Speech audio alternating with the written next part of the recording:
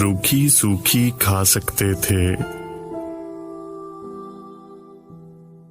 रूखी सूखी खा सकते थे, तेरा साथ निभा सकते थे। काट के जड़ एक दूजे की हम कितने फूल खिला सकते थे। हम तलवार उठा नहीं पाए, हम आवाज उठा सकते थे। गुर्बत का एहसान था हम पर, एक थाली में खा सकते थे।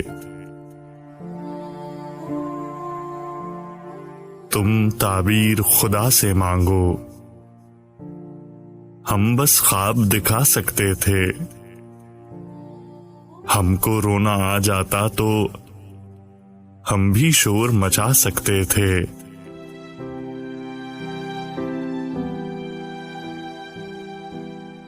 ख्वाबों ने जो आग लगाई, उसको अश्क बुझा सकते थे।